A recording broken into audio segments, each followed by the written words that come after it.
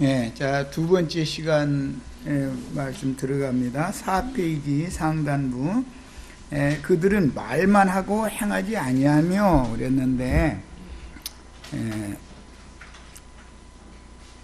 서기관들과 바리새인들은 항상 입으로는 거룩하고 의로운 사람이 되라고 백성들에게 요구만 하고 실제 자신의 삶에서는 사욕만 채우며 자신이 가르치는 자신의 말과는 너무도 다른 생활을 하면서 남들의 눈을 속이는 짓을 하는 행태는 그 당시나 오늘이나 위선적인 종교인들의 가증한 짓들입니다. 가끔 그런 비유도 하지만 강대상에 서서 넥타이 매고 걸음도 천천히 걷고 성경책 아주 얌전하게 가슴에다 품고 나가서 기도하고 설교한다고 광대상에 나와서 설교하고 이런 사람들만을 늘 보면 안 된다. 그들의 가정에 가서 한 달만 생활을 해보면 그 사람의 정체가 다 드러나는 거예요. 강대상에 서서 설교하는 사람만 늘 보면 안 된다. 사람을 잘못 보는 거다는 거예요. 어떤 사람 목사라는 사람이 자기 부인 보고 막 욕도 하는 사람도 있다는 거예요. 함부로. 그러면서 강대상에서는 자기 부인 보고 욕하라고 가르쳐요. 거룩한 사람들이라고 가르쳐요. 이런 것이 다 위선자들이다 이거예요. 하나님의 눈은 못 속이는 거죠. 오늘날 우리 세대에도 자신이 가르치는 말로 자기 자신을 가르쳐서 신앙의 본을 보여야 하고 자신의 말로 자신이 먼저 구원을 받고 이루어야 하지만 도리어 세속교계의 지도자들이 먼저 세상에 깊이 매몰된 영혼들이므로 말과 행실이 다르니 세상 사람들에게도 비판을 면치 못하는 것이다. 목사들이 세상을 더 사랑해요, 사실은. 땀만 나면 어디 운동으로 다닌다고 어디 그런 데나 다니고 그건 좀 굉장히 건전한 거야. 운동으로 다니는 사람은.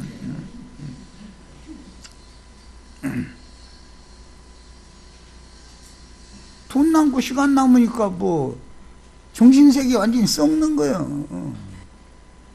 그래 놓고 나서 일요일 날은 넥타이 매고 강대상에서 수백 명, 수천 명 모인 데서 그럴싸한 말을 하거든.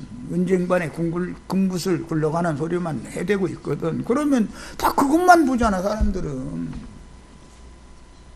그 사람과 한 달만 그 가정에 들어가서 살아보면 그 사람이 어떤 사람인지를 알 수 있어. 이건 못 속여. 그리고 또 무거운 짐을 묶고 사람의 어깨에 지우되 자기는 이것을 한 손가락으로도 움직이려 하지 않는다. 얼마나 신랄하게 냉철하게 주님이 눈으로 보시고 지적하는 거예요. 본문 이하에서는 3절에서 언급한 바리새파에 속한 서기관들의 언행 불일치에 의한 위선적인 생활들을 구체적으로 지적하셨는데 율법을 무거운 짐으로 변개시켜서 사람들의 어깨에 지우게 하면서 정작 본인들은 아무것도 율법을 지키지 않는다라는 이제 지적입니다.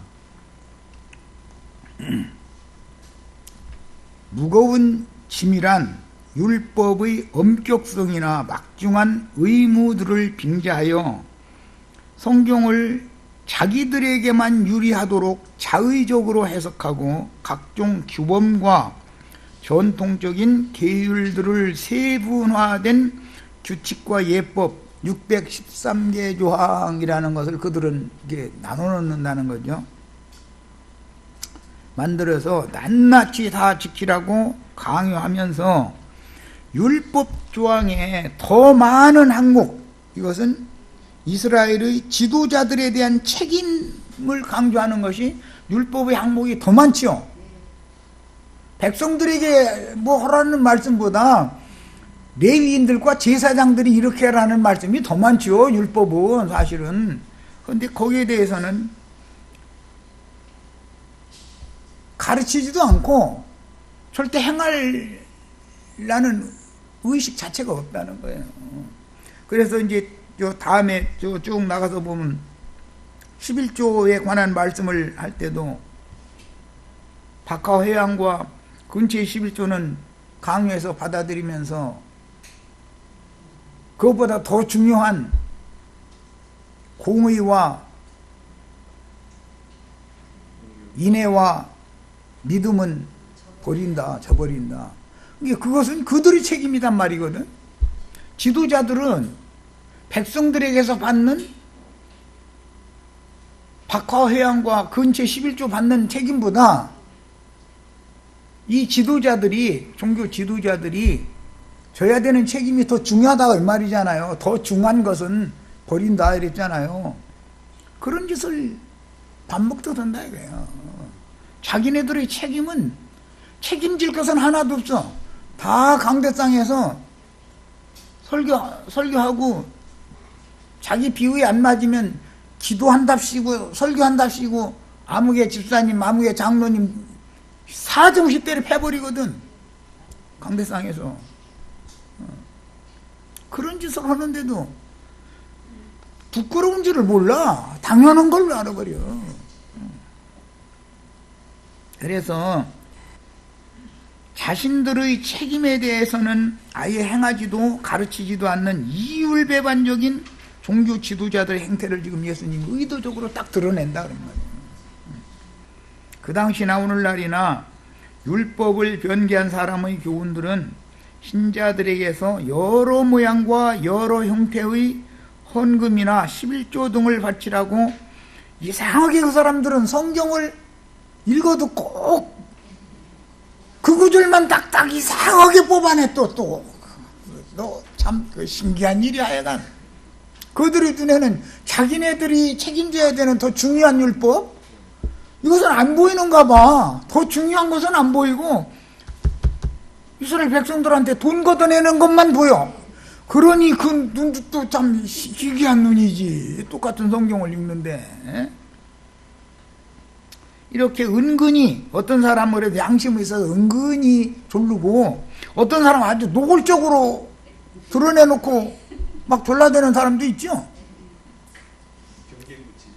그리고 나서 세상에서 자신들은 부귀영화를 누리며 자신들만의 일생이 평탄한 길을 추구하면서 백성들에게는 고난의 길을 가야 된다고 예수의 십자가. 아니 지가 먼저 지면 백성들 양들은 자연히 따라 할 거 아니야. 십자가가 뭐예요? 제일 쉬운 십자가는 생활전선에 나가서 세상에서 멸시당해 가면서 돈 버는 거 십자가죠. 제일 첫째가. 그럼 제일 쉬운 십자가라도 좀 줘봐 좀. 백성들 보고만 졸라대지 말고. 십자가가 무슨 자기네들 설교에서 신자들 돈 긁어내는 도구요? 그게? 이 짓을 하고 있다 이거예요. 강대상에서는 은쟁반에 금구슬이 굴러다니는 말로 세상적인 신자들의 길을 긁어주니 교회는 점점 세속화되고 타락할 수밖에 없는 거다. 주님이 미워하시며 주님을 박해한 세상에서나 인정해주는 착하고 좋은 사람들하고 인간적이고 세상적인 설교를 통해서 인을 치니 천연적이고 어리석은 맹신자들은 세상의 영을 받아서 종교의 영을 받은 거죠. 자신이 목사님이 하라는 대로 노력하면 착하고 좋은 사람 될 수 그것이 구원인 줄 알고 될 수 있다고 여겨서 인간들이 생각하는 선행과 의로운 행위를 추구하는 종교인으로 일생을 허비하다가 배나도 지옥 자식이 되고 만다. 사람이 선한 사람, 착한 사람 될 수 있어요, 없어요? 노력하면 돼요? 목사님이 좋은 사람 되라고 설교한 대로 하려고 그렇게 돼야 안 돼요? 아니 양무리들 보고 그렇게 강요하지 말고 지가 그런 사람을 먼저 본을 보여. 그러면 따로 할 거 아니야. 인간이 이렇게 노력해서 종교적인 방식으로 선한 사람, 좋은 사람 되어서 하나님의 영광에 갈 수 있다면 예수님이 오셔서 죽을 필요가 있어요, 없어요? 그러니까 그들이 외치는 십자가라는 게 전부 허구라는 거 아니야 지금 벌써. 자기는 이것을 한 손가락으로도 움직이려 하지 아니하며. 그러니까 이 서기관 바리새인들은 입으로 백성들에게 강요만 하지 자신들의 책임은 관심을 갖지 않는다는 거예요. 이게 얼마나 놀라운 일인지 몰라. 그게 더 중요한 문제죠. 지도자들이 행습이 더 중요하잖아요. 양무리들이 뭐 어떻게 하는 것이 중요한 게 아니잖아요. 그런데 더 중요한 것은 관심이 없어. 그리고 강대상에서 찍어 누르고 밟아버리고 말 안 들으면 회초리 들으라 했다고 해가면서 또 그러면 또 아멘이래 또. 그럼 그 회초리 나 좀 달라고 당신부터 치고 그 다음에 나 치라고. 이래야 될 거 아니야. 근데 누구 한 사람 따지는 사람이 없어.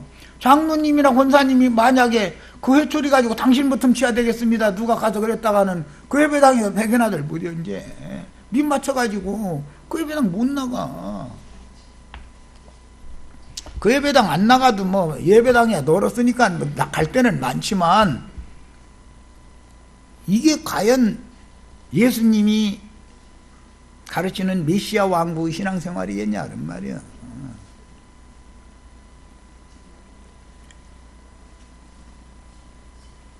그래서 그들은 자신들에게 유리하도록 성경을 억지 해석을 하면서 백성들을 착취하는 용도로만 성경을 오남용을 해요. 힘없고 빈천한 백성들을 돌보아야 되는 막중한 책임은 회피해버린다 이거예요. 본문에서 한 손가락이란 앞의 무거운 짐을 져야 하는 사람들의 어깨와 대조되는 말로서 백성들에게는 무거운 짐을 져야 되는 어깨에 짐을 올려놓죠. 그런데 이 지도자들은 손가락 하나도 까딱 않는다는 거잖아요 지금. 의도적으로 이렇게 대조를 지금 하신 말이잖아요 이 말이. 결국 선생된 자들은 유대 종교의 제도적인 교권을 누리려고만 했을 뿐 더 중요한 지도자들에게 맡긴 막중한 책임을 회피하거나 직무유기를 하므로 하나님의 눈에는 너무도 가증하며 더러운 짓들만을 했으니 오늘날의 세상교계 지도자들의 행태가 이와 다를 바가 뭐가 있냐, 뭐가 다른 게 있냔 말이에요. 진정 그들은 율법이 근본적으로 자신들에게 명하는 바 의와 인과 신, 이건 지도자들이 앞서서 이걸 해야 된다는 거예요. 이게 더 중요하다 그 말이에요. 예수님이 생각에는. 거기에 대한 관심은 멀리한 채 오히려 박하와 회양과 근처의 11조 같은 미세한 규범을 크게 부각시켜서 11조 때 먹으면 도둑놈 하나님의 것 도둑질은 하나님의 것 도둑질하고 잘 되나 봐라. 막 애가 아파서 병원에 갈 거다. 병원에 갖다 다 퍼주지 말고 여기다 갖다 내라. 이러고 앉았죠. 그래도 아멘이래 또. 그러니까 아멘 하는 사람들 때문에 이게 더 문제다 이거요. 아니 무슨 놈의 하나님이 예배당에 돈 안 갖다 바친다고 우리 아이 아프게 만들어서 병원 가게 만드는 하나님 난 안 믿겠다 이러고 따져야 되잖아. 그게 신이 할 짓이요? 그들의 신이라는 게 얼마나 조악하고 조잡한 신이야. 에?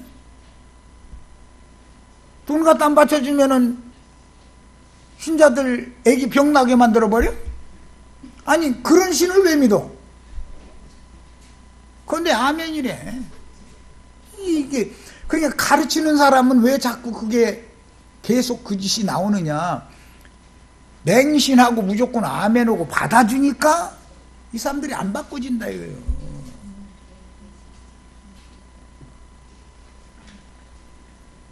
가정에서도 남편이 툭하면 눈물 아리고 주먹 내들려고 그러면은 다시는 못 오게 뭔 조치를 해야 되잖아.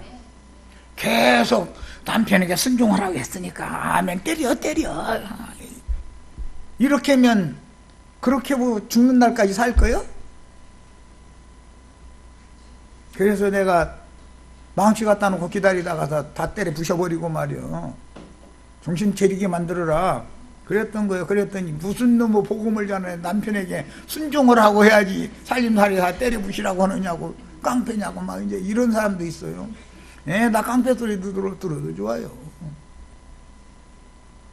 그리고 또 마찬가지야. 반대로 또 아내가 툭 하면은 눈부라리 가면서 남편한테 깔아뭉개가는 자세를 해가면서 말이야. 함부로 말 찍찍 해대고 그러면 버르장을 딱 뜯어 고치고 살든지 아니면 뭐 대책을 세워야 될 거 아니냐 이거요.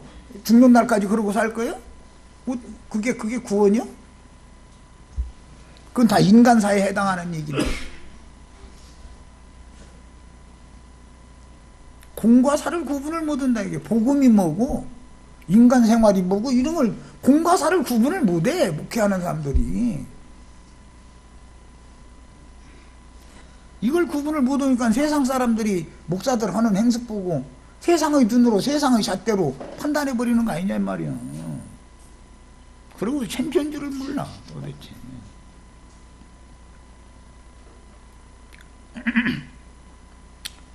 진정 그들은 율법이 근본적으로 자신들에게 명하는 의와 인과 신에 대한 관심은 멀리한 채 오히려 박하와 해양과 근처의 11조 같은 미세한 규범을 크게 부각시켜서 백성들의 어깨에 종교의 짐뿐 아니라 경제적으로도 엄청난 짐을 부과하면서 자신들은 아무 짐도 지려하지 않고 세상의 부귀 영화만 추구하고 이랬던 거예요. 그래서 이런 지적을 받은 거예요. 그러니까 지옥 판결을 피할 수 없는 거예요. 그런데 똑같은 행습이 오늘날 교계에 그대로 유전되고 있죠. 우리 현실에 그대로 드러나고 있잖아요. 자, 마태복음 11장 30절에서 내 멍에는 쉽고 내 짐은 가벼움이라. 그런데 무거운 짐을 어깨에 매는 것과 지금 예수님이 가르치면 반대잖아요. 예수님이 주는 짐은 가볍다는 거잖아요. 예수님이 주는 짐이라는 게 가볍다는 게 뭐예요? 그냥 믿기만 하라는 거잖아요. 믿기만 하면 되느냐고. 행함이 있어야지. 맞습니다. 그러면 목사님부터 좀 행하시라고. 목사님이 양무리들에게 요구하는 것을 자기가 먼저 본을 보여서 행하면 양무리들은 본을 보이는 대로 따라가게 돼 있어. 그는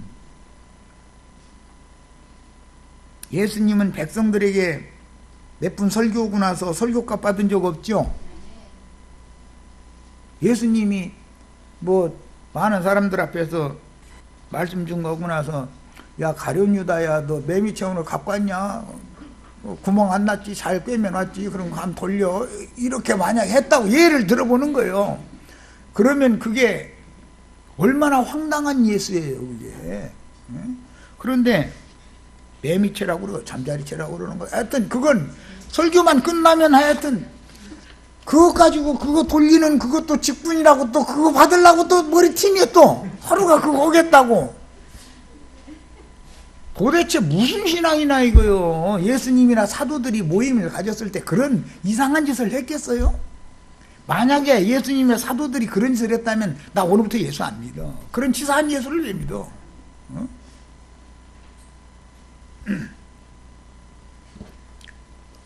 이제 5절입니다. 그들의 모든 행위를 사람에게 보이고자 하나니, 사람에게 보이고자 하는 것 첫 번째 지적당한 게 뭐냐, 그 경문띠를 넓게 하며 옷수를 길게 하는, 이것이 이제 지적을 당했어요. 마태복음 6장 1절에서 유대교 지도자들의 위선적인 행위들은 사람에게 보이기 위한 가증한 행위들이지 하나님 앞에서 진실되게 행하는 삶이 아니라는 것을 지적하셨는데, 여기에서 다시 반복해서 지적을 하셨습니다. 그들은 매사를 은밀히 보고 계시는 하나님 앞에서 진실되게 행하는 지도자들이 아니고 단지 사람들에게 보여 자기들은 백성들과 다른 지위와 신분을 가진 특별한 사람이라는 것을 과시하려는 일종의 가증한 가면극을 하면서 하나님의 영광보다는 사람의 영광과 찬사를 더 사랑하는 오늘날의 교계 지도자들인 발람과 니골라당들이 행하는 행습을 이미 그때부터 했다는 거예요.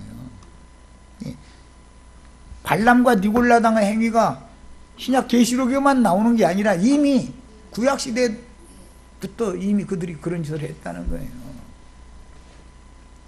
자, 그 차는 경문을 넓게 한다 이렇게 이제 지적을 했는데 사람에게 그 보이고자 해서 경문을 차고 다닌다라는 말씀을 했는데 이 말은 그들은 쉐마 본문이라는 것을 양피 또는 파피루스 이런 데다가 기록을 해가지고 조그만 함을 만들어요. 그리고 가죽으로 이쁘게 쌓아요. 그리고 거기다 끈을 딱 달아가지고 오른손 손목에다가 딱 매다는 거예요. 처음에는 그것이 아주 함이 작았어요.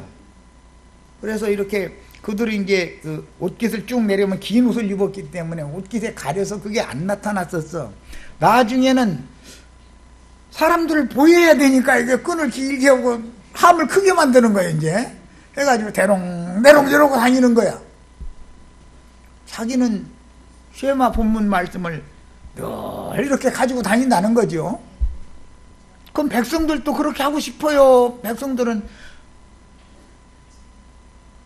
나는 뭐 형편이 안 되는데 저 함 하나 만드는데 뭐 피장이가 뭐 예를 들어서 오늘날 말하자면은 뭐 한 30만 원 달라 하면은 아이 30만 원 있으면 한 달 먹고 살 걸 뭐 그거 하겠다고 하겠나 이러고 묻으면 백성들은 마음이 아프죠.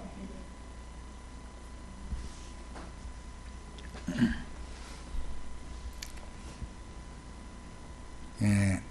그래서 이 경문이라고 한 것은 사실은 이교도들의 부족과 같은 그런 의식으로 이 경문함을 차고 다녔던 거예요. 경문띠를 넓게 하며 이렇게 표현을 하셨는데 이 경문은 경건한 유대인들이 율법서에서 취한 부분들 쉐마 본문이라고 하는 이 출애굽기 13장 그 다음에 신명기 6장 11장 여기에서 발췌한 뭐 이제 제일 첫째가는 계명이죠. 하나님을 사랑하라는 거, 내 이웃을 내 몸같이 사랑하라는 거. 이제 이것을 그 본문을 적은 양피지나 파피루스 그 종이를 적어가지고서 딱딱 접어서 함에다 이렇게 넣어가지고 함을 또 그 피장이들이 그거 만들어가지고 이쁘게 해가지고 끈을 매서 이렇게 손에다 딱 달게 만들어줬단 말이죠. 그걸 가지고 백성들 앞에 자기를 과시하는 용도로 자꾸 그러고 다녔다는 거예요. 처음에 이것을 부착하기 시작했던 때는 아침 쉐마 기도 때였지만 점차 하루 종일 차는 것이 관행이 되었고 심지어는 취침 때에도 부착을 했다고 하니 유대 경건주의자들이 쉐마 본문을 얼마나 중요하게 여기는지를 알 수가 있습니다. 그런데 쉐마 본문 그렇게 차고 다니는 자들이 진짜 쉐마 본문 말씀을 이루기 위하여 오신 자기네들의 메시아를 배척했죠. 얼마나 놀라운 일이에요 이게.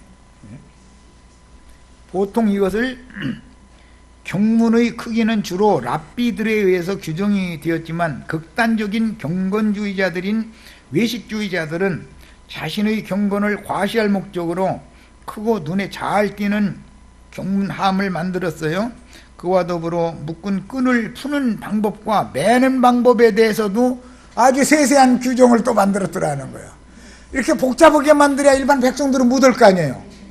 그냥 일반 백성들 너희는 하지 말라는 거죠. 맞아. 돈 없어서도 못하고 이게 이 경문 하나가 그때 당시 뭐 장족이 뭐 2달 일을 해야 하는 그런 돈을 들여야 했다고 그러니까 돈 없어서도 못하고 어떻게 매고 어떻게 푸는지 방법도 몰라. 이 사람들 저희끼리만 통하는 그게 있는 거예요. 내규가. 이런 짓을 했다는 거예요. 그리고 이제 옷술을 크게 한다. 이 옷술이라는 게 뭔지 아시죠? 이게 모든 옷에는 이 옷 단이 있잖아요. 단. 그런데 고대 사회에는 왕족들이 긴 옷을 입고 겉옷에 이 옷술을 길게 이렇게 크게 만들어 가지고 손을 이렇게 덮이게 만들어 지렁지렁 이러고 다니죠. 그리고 여기다 뭐 몰래 훔쳐서 넣을 거 있으면 딱 갖다 감추고 이러고 다니죠. 그렇게 만들었어요. 그런데 이것을 점점 더 길게 만드는 거예요. 치렁치렁하게. 그런데 요 부분은 이렇게 혼 부분이다 그러는데, 요 부분, 꺾은 부분, 요 부분은 순청색으로 이렇게 해서 딱 띠를 다는 거예요. 그래서 그 옷을 크게 한다 그랬어요. 예. 고대의 왕실에서는 대신들이 직급을 그걸로 표시를 했어요. 색깔도 다르고 그 옷슬이 길고 치렁치렁하고 이러면은 그게 대인 중에서 이제 계급이 있었기 때문에 그렇게 해서 이것을 세상의 규례를 유대교가 유대 종교법으로 딱 들여왔단 말이에요. 그럼 서민들은 그런 여기 저 옷을 길게 늘어뜨린 것 같으면 그때 당시는 옷감이 지금처럼 흔해 터진 게 아니잖아요. 그것만 가져도 옷 만들어 있겠죠. 고운 비단에다가 다 그런 짓을 했더라는 거예요. 그러니까 우리는 너희와 다르다라는 의식, 그 특권주의 이런 것이 횡행했다는 말이죠.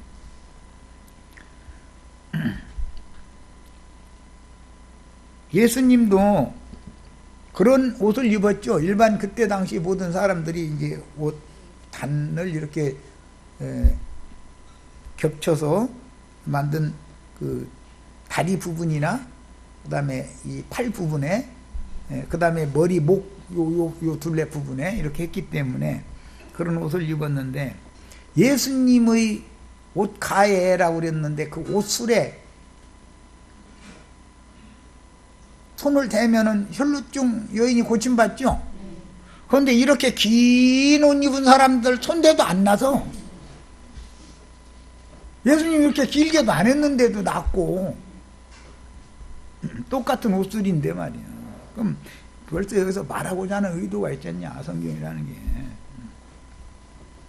주님의 옷단, 옷술은 그 당시 유대인들의 생활 관리에 따른 거였고, 사실은 예수님의 신앙의 본이었으므로 옷이라는 건 늘 의로운 행위를 상징하는 거예요. 그 다음에 옷단이라는 것은 그 결과다 이거예요. 상징하는 거예요. 주님의 옷단에 손을 대면 12해 동안 혈루증으로 고생하던 여인도 고침받죠. 그러니까 예수님의 인생과 그 인생의 결과라는 건 이제 하나님의 영광에 가는 건데, 그것에 어떤 병든 자가 손을 대면 그가 치료를 받는다는 거예요. 그러니까 말하고자 하는 의도가 벌써 다 드러나죠. 예수님은 삶으로 본을 보였다 그런 말이잖아요. 하나님의 영광에 가는 게 인생의 목적인데, 하나님의 의라는 것은 사실은 예수님의 옷단으로 상징된 거잖아요. 하나님의 영광에 가기 위한 그런 인생을 날마다 그렇게 살고, 인생의 그 예수님의 행위의 그 최종 결국은 하나님의 영광에 간 거니까. 우리는 계시록 13장 14장에서 짐승의 이름을 이마와 오른손에 표시로 받는 자들은 그 영혼이 다시는 쉼이 없는 유황불못에 던져진다는 말씀을 읽게 되는데, 이런 상징적인 표현들은 누가 가르치는 어떤 말씀으로 인침을 받고 그 말씀의 능력과 권위를 오른손에 받느냐의 문제가 얼마나 중요하게 다루어지는지를 보여줍니다. 예, 말씀을 가르치는 자는 당연히 장로는 본을 보여야 되는 거예요. 그 다음에 6절 잔치의 윗자리와 회당의 높은 자리, 그건 아주 그 사람들 자리로 정해져 있죠. 이 목사님들이, 이거는 이제 이번에 미국 가서 들은 얘기인데, 목사님들이 이렇게 배가 이렇게 나오고 몸이 뚱뚱해지고 비대해지는 건 이유가 있다는 거. 그게 신자들이 이 집 저 집에서 무슨 생일잔치, 돌잔치, 뭐 회갑잔치 날마다 잔치에 초대를 하다 보니까 기름지고 맛있는 것만 날마다 먹었었고, 거기에 해당하는 만큼 일은 않고, 그러니까 이게 비대해질 수밖에 없다는 거예요. 목이 막 이렇게 두꺼워지고 그런다던. 그래가지고 목사님들이 성인병을 다 가지고 있어가지고 완전히 병원이라도만, 종합병원이라도만, 목사님들이. 그러니까 목사님을 위해서는 생일잔치, 돌잔치, 결혼잔치 초대를 하시지 마셔야 돼. 목사님 살 좀 빼게. 내 말 맞아요? 들려요? 목사님을 위하시면 말이요, 이 강론 들으시는 해석교회 집사님들, 권사님들, 목사님을 사랑하시면 오늘부터 절대 초대하시지 마세요. 살 좀 빠지게. 성인병 고쳐야 되잖아. 축복을 받아야 돼.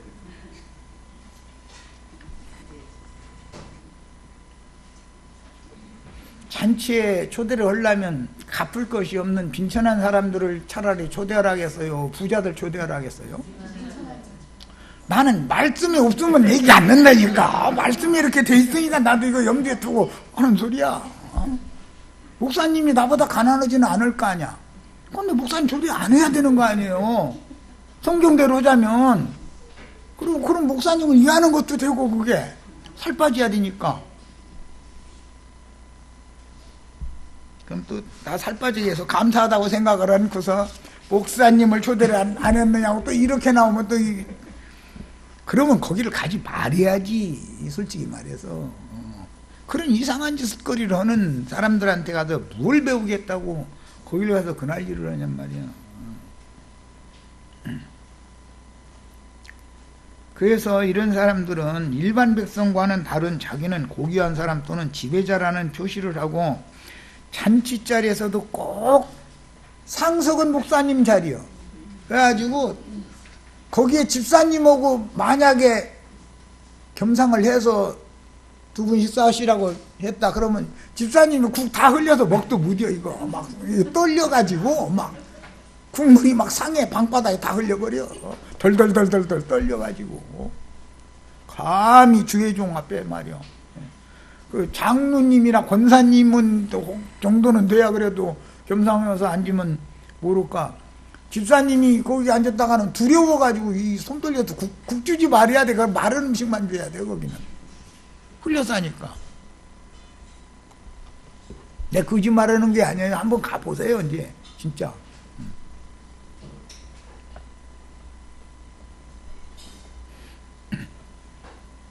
그래서 목사들은 독상을 그렇게 많이 받는다더만. 독상 받는다 해서 난 뭔 소린가 했더니 그거 먹으면 독이 중독돼가지고 죽으라고 독상을 그렇게 자꾸 준다고 그러더만. 세상 사람들도 다 알고 있어 이미. 독상 받는 걸 좋아하시지 말아야지. 그러니까 아니 기왕이면 둘 앉아서 같이 먹으면 누가 뭐래.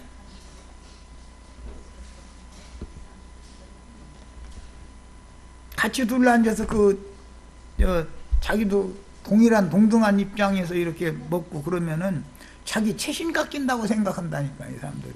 이 특권의식이 몸에 밴 거야, 완전히.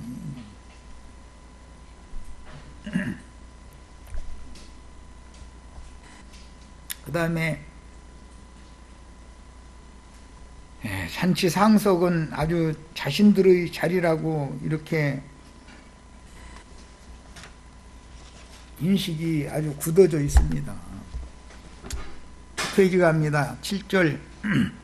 시장에서 문안받는 것과 사람에게 랍비라 칭함받는 것을 좋아한다. 이거는 긴 얘기, 그때 당시 얘기지만 긴 얘기할 것 없이 목사님이라고 많은 사람들 앞에서 불러주면은 자기가 세움을 받는다고 생각하죠. 내 입에서 목사님 소리가 나가면은 너는 마귀 자식이야, 그 말인데, 사실은 나한테 목사님 소리 들었다면 그건 큰일 나는 사람이지. 그러니까. 그런데 그들의 인식에서는 목사님이라는 소리를 하면은 세상에서 어떤 훌륭한 성직을 가진, 지위를 가진 사람이다라고 인식하고 있잖아요. 목사님 소리를 많이 들은 만큼 점점 지옥으로 빠져 들어가는 거예요. 오늘부터 듣지 마셔, 살고 싶으면. 난 목사 아니라고. 성경에 목사라는 단어 자체가 없고,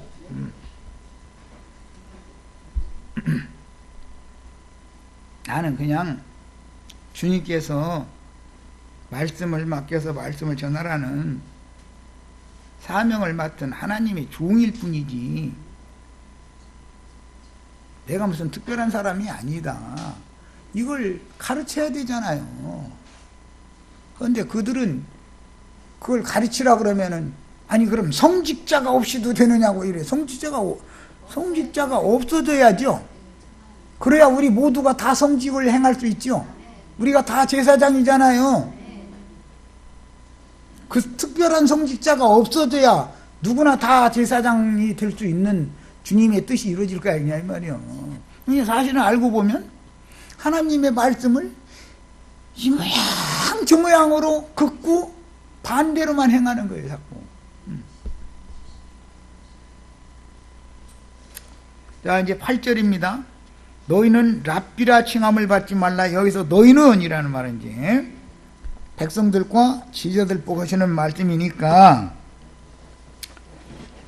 유대교 지도자들이 다 그 짓을 할지라도 제자들은 랍비라는 칭함 자체를 받지 말아라 이거예요. 랍비라는 칭함 자체를. 랍비라는 말은 가르치는 자 스승이라는 말인 건데 너희 선생은 하나요 너희는 다 형제이라 그랬어요. 목사님이라고 부르면 기분이 좋고 형제여라고 부르면 기분이 살짝 나쁘죠. 그렇잖아요. 그래서 그들과 대화를 할 때는 나 같은 경우는 그래요. 목사님이라고 불러드릴까요? 형제라고 불러드릴까요? 일단 물어봐. 그러면 편하신 대로 하세요. 이제 이래 또 그러면은 목사님이라고 불러야 좋겠구만. 그러면 뭐 편하신 대로 하세요. 그럼 편하신 대로 하라고 하지 말고 난 목사가 아니라고는 못해. 왜 정직하게 그렇게는 못해. 난 이래버려. 대뜸 이제. 그러면 얼굴이 하얘져 버려. 나는 형제라고 부르는 것이 훨씬 편타. 한 아버지의 아들들이라면 우리가 하나님의 말씀으로 진리의 말씀으로 우리가 다 거듭난 영적인 자녀들이라면 우리는 다 형제 자매야 맞지. 어떻게 특별한 호칭을 특별한 사람에게만 붙여주는 것이 그게 하나님의 말씀과 맞냐? 그러면 그래도 성직자가 있어야지. 이제 그래도를 들고 나와버려. 그러면 그래도 망해라 그 말이잖아. 스스로 난 망하겠다 이제 지금 그 말이거든. 사실은 진리를 나는 믿지 않는다 이 말이거든. 예수님이 말씀하시기를 너희는 누구만이 아니라 다 형제다 그랬죠. 그러면 목사도 형제야죠. 다 중에 목사는 빠져요? 목사도 다 들어가죠. 긴 얘기가 필요 없는 거예요.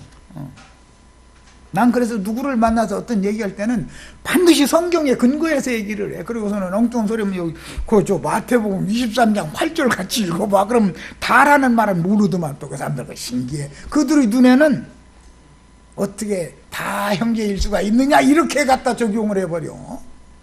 아니 분명히 성경에는 다 형제다 그랬으니까 예외는 없다 지금 그 말이잖아. 예, 랍비라 칭함을 받지 말라. 이는 당시 위선적인 종교 지도자들의 권위를 박탈하는 말씀인데 이제 이 말씀은 결과적으로는 아론 반차를 이제는 폐기한다 그 말이죠.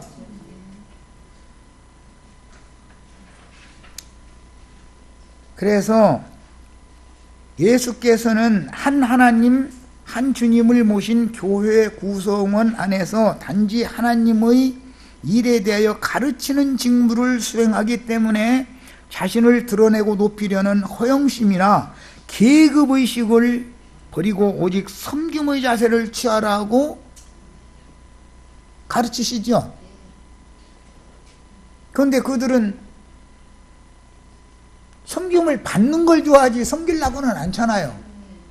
그리고 호칭 하나도 벌써 거부하니까 여기 받지 말라라는 이 메클레데테라고 하는 이 부정 과거형의 이 용어는 제자들의 교회는 어느 때라도 랍비라고 칭함을 받아서는 절대로 안 된다. 이런 아주 강한 부정형이에요. 이렇게 강력한 금지 말씀이 바리새인들과 서기관들의 교만과 오류를 지적하시는 그 말씀 중에서 주어졌다는 것은 이제 이후로 유대교의 율법 제도는 이제 폐지고 그리스도의 완전한 율법에 따라서 새 법으로 변혁된다라는 사실을 지금부터는 증거하는 거예요. 그러니까 이 말씀은 너희는 은이라고 했으니까 제자들에게 지금 주시는 말씀이지요. 그러면 바리새인 율법자들은 그렇게 계속 했기 때문에 지옥 판결을 피할 수가 없지만 너희는 절대로 이런 짓을 하면 안 된다. 지금 그 말이단 말이야. 그런데도 오늘날 계속 그래도 성직자가 있어야 된다 이러고 앉았으니 이 사람들이 지금 하나님의 말씀을 믿는 거예요? 사실은 대적하는 거야? 근본적으로 하나님의 말씀의 두려움이 없다 이거예요.